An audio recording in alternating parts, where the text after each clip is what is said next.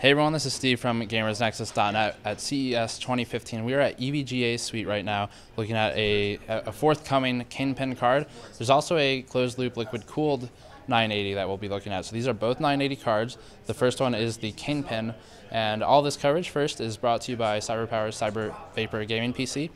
So this Kingpin card has 14 phases. It's got the ACX 2.0 cooler, and it can be converted to a single slot, which is pretty cool.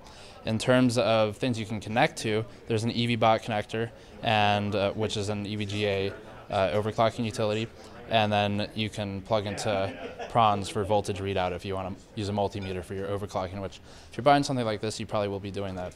There are two 8-pin connectors plus a 6-pin connector. It's a lot more power potential than the reference 980. And the max TDP, we're not quite sure what it is, but we know it's more than 300 watts, so a lot of potential there for overclocking.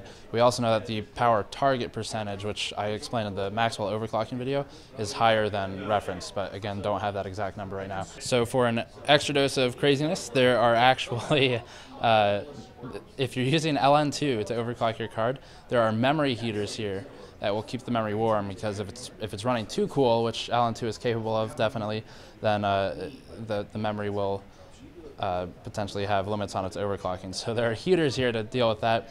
There's also an RGB LED, and that can be controlled through EVGA Precision. And right here it's just cycling through all the different colors, but you can customize it in Precision.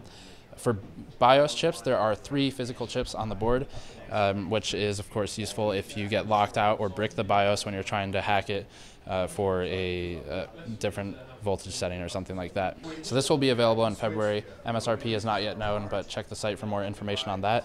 And now we'll move over to the CLC GTX 980. So now we're looking at the EVGA Hydro Copper version of the 980. This is also not out yet and also should be shipping in February. MSRP not yet known. This is using an Asetek CLC to cool the GPU. So it's just using a closed loop liquid cooler that you mount the radiator. I believe it is a 120mm radiator. You mount that to your case and it handles the GPU cooling. It's got a normal squirrel cage fan on there as found on the reference design. So that'll help funnel some air through the heatsink. And other than that, it's really targeted more for silence than overclocking. It will overclock very well, of course, because it'll cool better than air. And we were told it sits around 40 to 45, 50 Celsius when under full load, and that's a pretty marked improvement over the GTX 980's reference cooler.